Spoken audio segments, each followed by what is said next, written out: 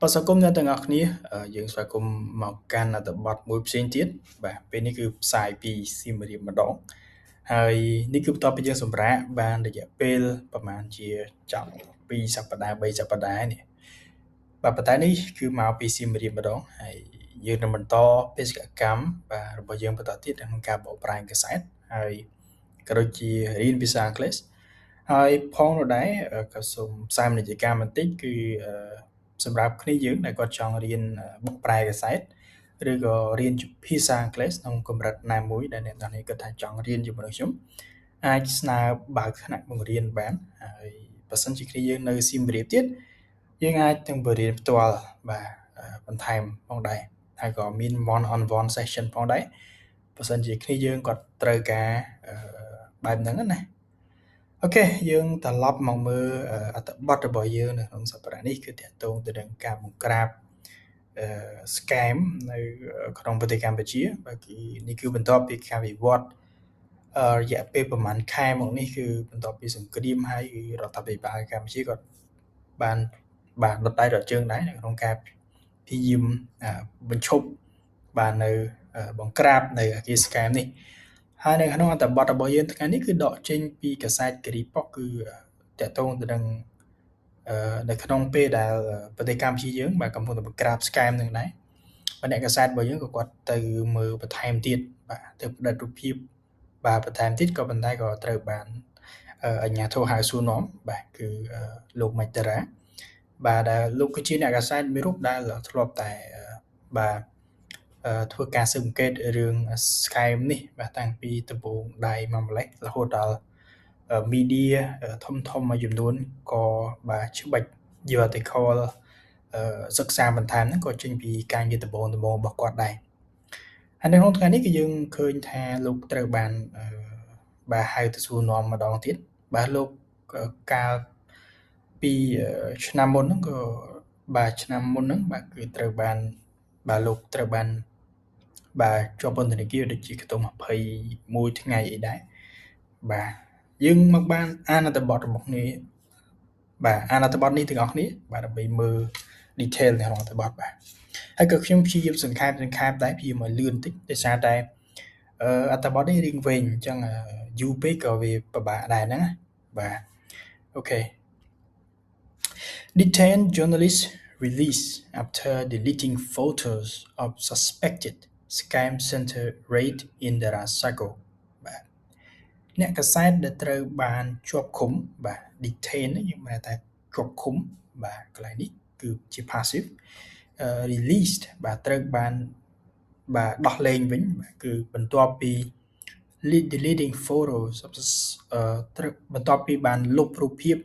តាក់ទងទៅនឹងមជ្ឈមណ្ឌល scam ដែលត្រូវបានគេសង្ស័យ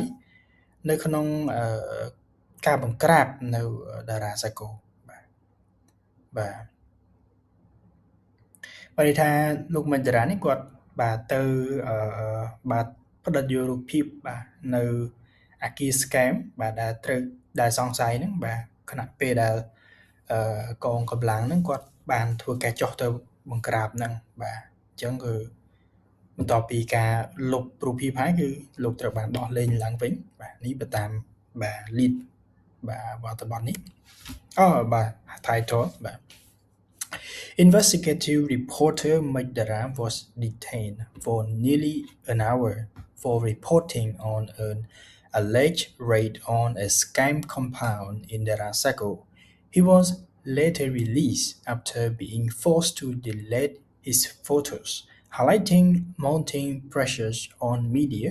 covering Cambodia's cyber scam industry amid sweeping nationwide crackdowns.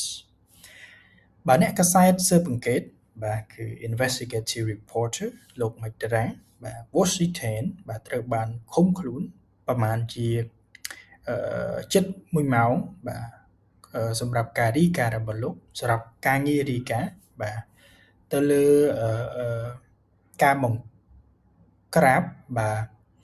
ទៅលើមជ្ឈមណ្ឌល scam ដែល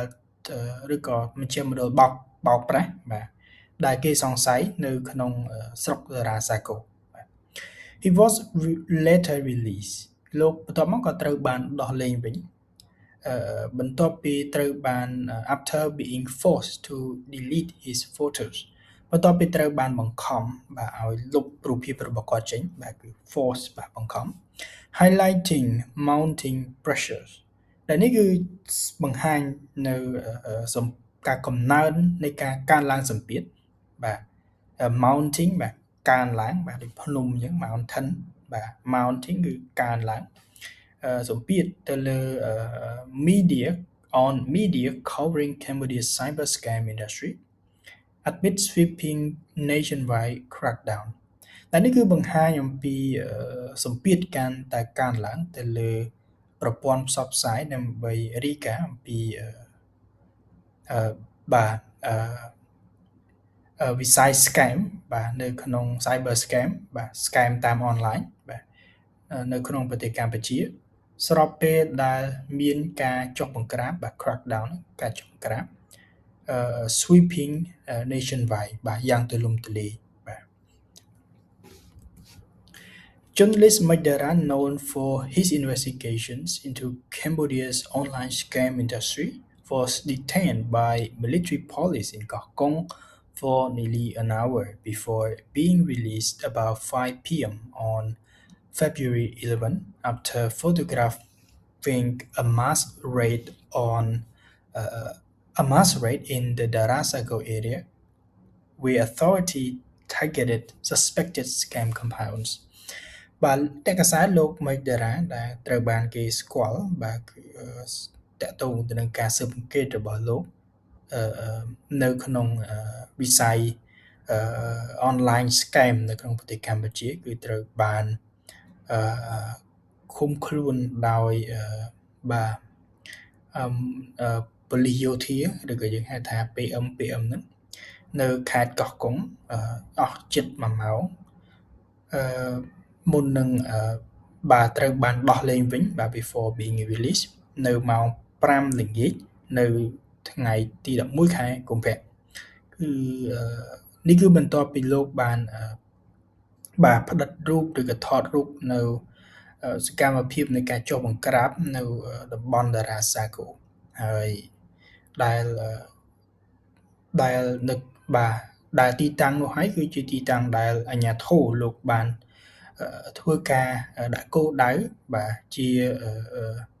មជ្ឈមណ្ឌល scam បាទដែលសង្ស័យបាទ Dara was stopped around 4 p.m. on February 11, about 800 meters from the compound in Kosdai Commune, Kerisako District, Gokong Province. They took my phone and deleted pics and warned me not to call anyone. After they took my pictures and talked to their boss, they let me free, he said. លោក Dara គឺត្រូវបានគេកាត់ឈប់បាទនៅក្នុងម៉ោង 4 ល្ងាចនៅថ្ងៃទី11ខែកុម្ភៈប្រមាណជា800ម៉ែត្រពីមជ្ឈមណ្ឌលហ្នឹងបាទមជ្ឈមណ្ឌល scam ហ្នឹងនៅឃុំកោះស្ដេចបាទនៅស្រុកគិរីសាគរខេត្តកោះកុងបាទគេបាន they took my phone បាទគេបានយកទូរស័ព្ទរបស់ខ្ញុំហើយនឹងលុបរូបភាពហើយនឹងបានពមៀនខ្ញុំមិនឲ្យទេទៅអ្នកណាឡើយ After they took my pictures បន្ទាប់ពីគេបានថតរូបខ្ញុំហើយនឹងបាននិយាយទៅកាន់មេរបស់គេគេក៏បានដោះលែងខ្ញុំទៅនេះបើតាមលោក Dara បាននិយាយ In a video less than 2 minutes long posted on Facebook, hundreds of uniformed police and military officers, accompanied by vehicles, conducted a raid at the Long Bay Darasago condominium and casino. Buses can be seen in line, likely ready to pick up something. នៅក្នុងវីដេអូបាទតិចជាង2នាទីបាទដែលត្រូវបានបង្ហោះនៅលើ Facebook បាទមានប៉ូលីសនិងទាហាននៅក្នុងឯកសណ្ឋានរាប់រយនាក់បាទគឺដែលហែហមដោយរថយន្តបាទគឺបាទយានយន្តបាទបានធ្វើការចុះបង្ក្រាបនៅ Long Bay Dara Saco Condominium និង Casino បាទដោយនៅក្នុងវីដេអូដដែលនេះគឺឃើញថាមាន bus បាទគឺមានរថយន្តក្រុងបាទគឺបាទឈរ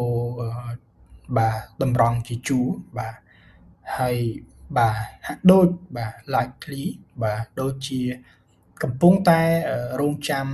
ទៅយកអ្វីមួយបាទរងចាំអ្នកណាមួយអញ្ចឹងទៅបាទ ready to pick up something. Dara said he visited several locations inside Long Bay. As he was leaving the compound on a motorcycle taxi to go to another building, military police chased him. He asked the driver to leave immediately, but he was detained. បាទលោកតារាបាននិយាយថាលោកបានទៅមើលនៅតំបន់ប្រមាណដែរបាទ2 3បាទនៅក្នុងតំបន់ Long Bay នៅក្នុង Long Bay ហើយស្របពេលដែលលោកនឹងកំពុងតែចាក់ចេញវិញពីតំបន់មជ្ឈមណ្ឌលហ្នឹងគឺតាមរយៈបាទម៉ូតូតាក់ស៊ីបាទដើម្បីទៅអគារមួយទៀតមន្ត្រីប៉ូលីសយោធាបាទកងរាជអាវុធហត្ថបាទហ្នឹងហើយបាទ military police បានតាមលោកពីក្រោយលោកតារាក៏បានប្រាប់អ្នកបើកបរនោះឲ្យដាក់ឲ្យបាទចេញឲ្យលឿនបាទ to leave immediately ប៉ុន្តែយ៉ាងណាមិញគឺលោកត្រូវបានជាប់ឃុំបាទ but he was detained. They said the senior official do not allow anyone to take any pictures, Dara said, adding that it remains unclear why authorities acted against him. Only authority knows the answers. There must be an order from the top. ពួកគេបាននិយាយថាមន្ត្រីជាន់ខ្ពស់បាទ senior official គឺមិនអនុញ្ញាតទេឲ្យអ្នកណាម្នាក់ហ្នឹងគឺផ្ដិតយករូបភាពបាទនេះបើតាមលោកតារាបានលើកឡើងហើយលោកបានបន្ថែមថាវាមិនមានហេតុផលច្បាស់លាស់នោះទេដែលហេតុអីបានជាអាជ្ញាធរហ្នឹងគឺបាទបានចេញសកម្មភាពប្រឆាំងនឹងលោកទៅវិញបាទ Only authorities know the answer មានតែអាជ្ញាធរខ្លួនឯងនឹងហើយដែលដឹងចម្លើយហើយលោកតារាក៏ថា there must be an order from the top ដូច្នេះវាគួរតែមាននៅបញ្ជាមកពីថ្នាក់លើមកបាទ Dara 36 remains on bail for charges for incitement to disturb social security under Article 494 and 495 of the Criminal Code. He was released on October 24, 2024,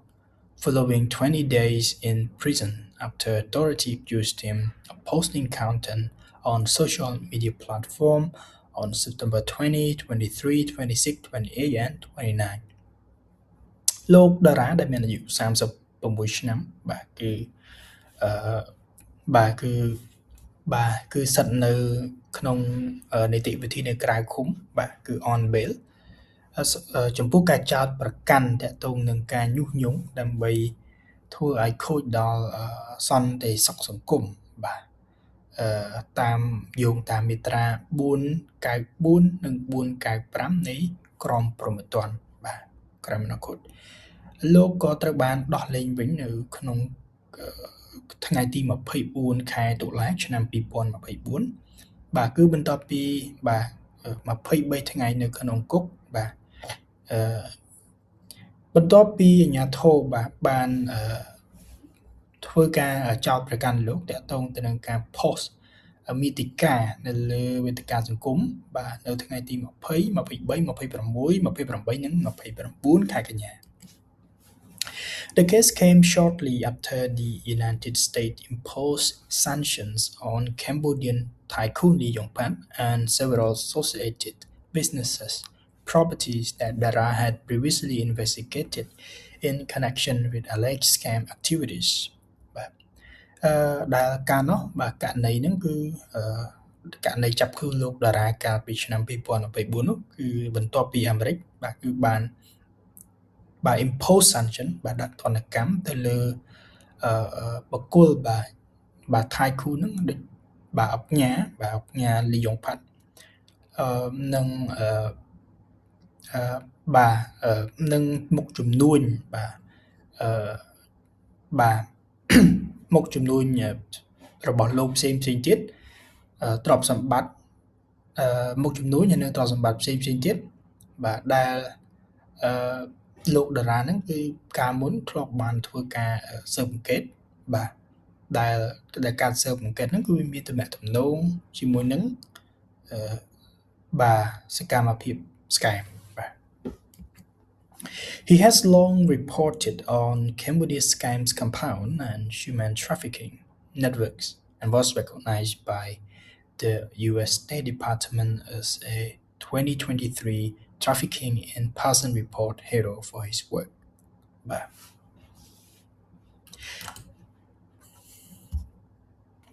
បាទលោកតារាគឺបានធ្វើការរាយការណ៍ជាយូរមកហើយបាទតាក់ទងទៅនឹង scam compound ឬក៏ចាំដូចឆបោកហើយនឹងការជួញដូរមនុស្សnetwork បាទគឺបណ្ដាញជួញដូរមនុស្សដែលកាលនោះគឺត្រូវបានទទួលស្គាល់ដោយក្រសួងការបរទេសអាមេរិកបាទ US State Department នៅក្នុងឆ្នាំ2023បាទតាក់ទងទៅនឹងដែលពីរង្វាន់ហ្នឹងហៅថា Trafficking in Person Report Hero បាទ for his work ដែលការងាររាយការណ៍ព័ត៌មានរបស់លោកហ្នឹងគឺបាទទទួលនាំឲ្យលោកទទួលបានពីររង្វាន់បាទវីរៈបរិះ23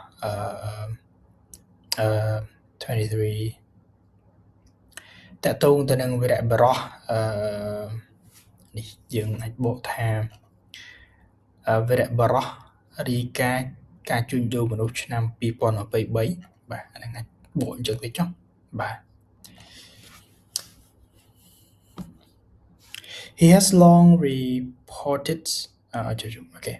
Long Bay has been identified by monitoring groups tracking cybercrime as a site allegedly linked to online scam operations and trafficking. តំបន់ Long Bay នេះគឺត្រូវបានគេសម្គាល់ដោយក្រុមអ្នកស្ទើរបង្កេតបាទឬក៏ក្រុមអ្នកខ្លាំមើលបាទក្រុមអ្នកខ្លាំមើលបាទត្រូវបាទជាង monitoring group ដែលធ្វើការតាមដាននៅបទឧក្រិដ្ឋតាមអ៊ីនធឺណិតបាទ cybercrime ដែលនៅ Long Bay នេះគឺជាតំបន់បាទ site ដែលពាក់ព័ន្ធទៅនឹង online scam បាទប្រតិបត្តិការ online scam និងការជួញដូរមនុស្សបាទ scam online scam operation and trafficking Cao Bun Kim, Deputy Commissioners of Kokong Provincial Police, confirmed that senior officers conducted an online scam raid to inspect the Long Bay compound and nearby casino. He explained the raid activities are to inspect online casino areas on their license and second, to inspect foreign documents to make sure they are documented. However, Bun Kim did not provide further details of the raid or the results បាទលោកកៅប៊ុនគីមបាទដែលលោកគឺជាស្នងការនគរបាលរងនៃប៉ូលីសខេត្តកោះកុងបានបញ្ជាក់ថាបាទគឺមន្ត្រីជាន់ខ្ពស់បាទគេ senior officer បានធ្វើការប្រតិបត្តិការបាទគឺបង្ក្រាប online scam បាទដើម្បីពិនិត្យមើលតំបន់មជ្ឈមណ្ឌល Long Bay ហើយនិងកាស៊ីណូនៅក្បែរនោះ លោកបានបញ្យល់ថាសកម្មភាពនៃការបង្ក្រាបនេះគឺ to inspect online casino area ដើម្បីពិនិត្យមើលនៅតំបន់ casino តាក់ទងទៅនឹងអាជ្ញាប័ណ្ណបាទ license ហើយនឹងទី2គឺពិនិត្យមើលឯកសារជនបរទេសបាទ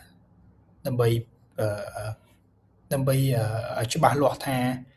អ្នកជនបរទេសនេះគឺមានឯកសារត្រឹមត្រូវបាទប៉ុន្តែយ៉ាងណាប៊ុនគីមលោកពុំបានផ្ដល់នៅព័ត៌មានបន្ថែមទាក់ទងទៅនឹងការបង្ក្រាបឬក៏លទ្ធផលនៃការបង្ក្រាបនោះទេបាទនេះបាទ okay Regarding the detentions, Bun Kim said he was unaware of the incident, adding that he only participated in the operation for half a day. បើតាមតាក់ទងទៅនឹងការឃុំខ្លួនលោកតារាវិញលោកប៊ុនគៀមថាលោកមិនបានដឹងអំពីព្រឹត្តិការណ៍នឹងឡើយបាទលោកគ្រាន់តែចូលរួមនៅប្រតិបត្តិការបង្ក្រាបនេះគឺត្រឹមតែមួយកំណត់ថ្ងៃទេបាទ Gripos contacted Cheng Sawanada Deputy Governor Koh Kong Province Kung Mono Koh Kong Provincial Police Chief and Prom Sawani Inspector of Girikisago District Police Department all declined to comment បាទគេរីពបានតាក់ទងទៅលោកឆេងសវណ្ណដាបាទអភិបាលរងនៃខេត្តកោះកុងលោកគង់មណូបាទបាទស្នងការនគរបាលបាទខេត្តកោះកុងនិងព្រំសវណ្ណីបាទអធិការនគរបាលបាទស្រុកគិរីសាគរបាទគឺបានបដិសេធនៅក្នុងការផ្ដល់ចម្លើយឬក៏ផ្ដល់យោបល់បាទប្រាប់មកគ្រីបោះបាទ Deputy spokesperson of the Ministry of Information, Paul Sawan, said he has not received any information about the case. លោក Paul Sawan ដែលជាបាទអ្នកនាំពាក្យរងនៃក្រសួងព័ត៌មានគឺបានប្រាប់ថាលោកមិនទទួលបានព័ត៌មានទាក់ទងនឹងករណីនឹងទេបាទ The incidents also come amid a broader pattern of legal action against journalists covering the scam industry. បាទគឺព្រឹត្តិការណ៍នេះគឺវាបាទគឺមកបាទនេះគឺស្របពេលជាមួយនឹងបាទ pattern បាទឬក៏យើងអាចនិយាយថាភាពស្តៀងគ្នាឬដូចគ្នានៃសកម្មភាពច្បាប់បាទឬក៏ការអនុវត្តប្រតិបត្តិការច្បាប់ប្រឆាំងនឹងអ្នកកាសែតបាទដែលរាយការណ៍អំពីបាទវិស័យ scam No, earlier in February, Hambana, editor of HHVNN TV Online, was arrested by military police in Bondimanchai after publishing a video documenting violence against foreign nationals believed to be trafficking victims inside a suspected scam compound near a military police facility. បាទនៅដើមខែកុម្ភៈបាទអ្នកកាសែត Hambana បាទដែលជាបាទ editor គឺនិពន្ធនាយកនៃសារព័ត៌មាន HHVNN TV Online បាទគឺត្រូវបានចាប់ខ្លួនដោយកងរាជអាវុធហត្ថនៅក្នុងខេត្តបន្ទាយមានជ័យគឺបន្ទាប់ពីបានផ្សាយនៅវីដេអូបាទបាទរាយការណ៍ទាក់ទងទៅនឹងបាទហិង្សាបាទប្រឆាំងនឹងជនជាតិបរទេសដែលគេជឿថាបាទជនជាតិបរទេសនេះគឺជាជនរងគ្រោះនៃបាទដែលត្រូវបានជួញដូរបាទនៅក្នុង suspect scam compound នៅក្នុងមជ្ឈមណ្ឌល online មជ្ឈមណ្ឌល scam បាទដែលគេសង្ស័យដែលស្ថិតនៅក្បែរបាទបាទអគារបាទរបស់កងរាជអាវុធហត្ថឬក៏តំបន់បាទឬក៏មូលដ្ឋានរបស់កងរាជអាវុធហត្ថបាទ He was charged under multiple provisions of the Criminal Code and faces possible prison time if convicted. បាទដែលលោកខែវណ្ណាត្រូវបានគេចោទប្រកាន់ទៅលើបាទលោកត្រូវបានគេចោទប្រកាន់ទៅលើបទបញ្ញត្តិជាច្រើននៃក្រមព្រហ្មទណ្ឌបាទដែលអាចនឹងជាប់ពន្ធនាគារបាទឬជាប់គុកបើសិនជាត្រូវបានកាត់ទោសបាទ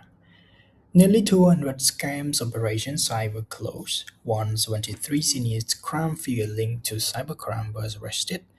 and 110,095 foreigners were deported between January and early February 2026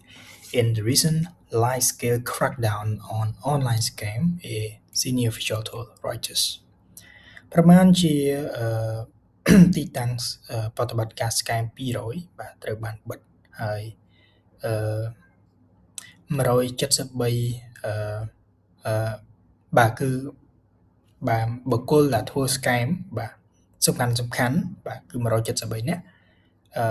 តាក់ទងទៅនឹងcyber scam cyber crime បាទ ឧក្រិដ្ឋកម្មអនឡាញនេះបាទគឺត្រូវបានចាប់ខ្លួនហើយនៅក្នុងនោះដែរគឺប្រមាណជនបរទេសប្រមាណជាជាង 11,000 នាក់បាទគឺត្រូវបានបញ្ជូនចេញទៅវិញបាទនៅរវាងខែមករានិងដើមខែកុម្ភៈឆ្នាំ2026នៅក្នុង In the recent large-scale crackdown នៅក្នុងការបង្ក្រាបទ្រង់ទ្រីធំនៅពេលថ្មីនេះទៅលើ online scam ឬក៏ទៅលើបាទគឺការឆបោកអនឡាញនេះបើតាមមន្ត្រីបាទរដ្ឋាភិបាលជាន់ខ្ពស់ម្នាក់បានប្រាប់ទៅសារព័ត៌មាន Reuters បើយោងតាមអង្គការ Linkado បាទ according to Linkado at least 6 journalists were arrested in 2025 alone most linked to reporting on scam gambling or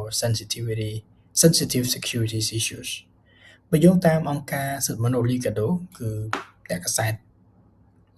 យ៉ាងតិច6នាក់គឺត្រូវបានចាប់ខ្លួនក្នុងឆ្នាំ2025បាទតាមក្នុងរយៈពេលតាមមួយឆ្នាំបាទគឺในឆ្នាំ2025ដែលភាគច្រើនបាទគឺតាក់ទងទៅនឹងការរាយការណ៍តាក់ទងទៅនឹង scam ហើយការលបែងបាទ gambling និងបញ្ហាសន្តិសុខបាទដែលរសើបជាដើមCambodia's press freedom has also declined in recent years, ranking 161 out of 180 countries in 2025. សេរីភាពនៃសារព័ត៌មានបាទនៅក្នុងប្រទេសកម្ពុជាក៏ត្រូវបានថយចុះបាទនៅក្នុងរយៈពេលឆ្នាំថ្មីនេះគឺបាទទទួលបានចំណាត់ថ្នាក់161នៃប្រទេស180ក្នុងឆ្នាំ2025. The government, however, maintained that press freedom remains strong, citing an internal assessment that gave the country a score of 81.4%. យ៉ាងណាមិញបាទរដ្ឋាភិបាលគឺបានលើកឡើងថាសេរីភាពនៃសារព័ត៌មានកម្ពុជាគឺនៅតែល្អបាទនៅតែខ្លាំងក្លាបាទនេះគឺបើយោងទៅតាមការវិតម្លៃផ្ទៃក្នុងដែលបានផ្ដល់នៅប្រទេសកម្ពុជាហ្នឹងគឺនៅបន្ទុក81.4% បាទហើយวันนี้ចប់ហើយមានតែប៉ុណ្្នឹងទេហើយខ្ញុំបាទមិនបានសម្រាយពាក្យមួយទេដោយសារតែបញ្ញាបញ្ចប់ដែរបាទកុំឲ្យវាវែងពេកហ្នឹងហើយអរគុណអ្នកនរគ្នាយើងនឹងជួបគ្នានៅវីដេអូក្រោយទៀតអរគុណច្រើន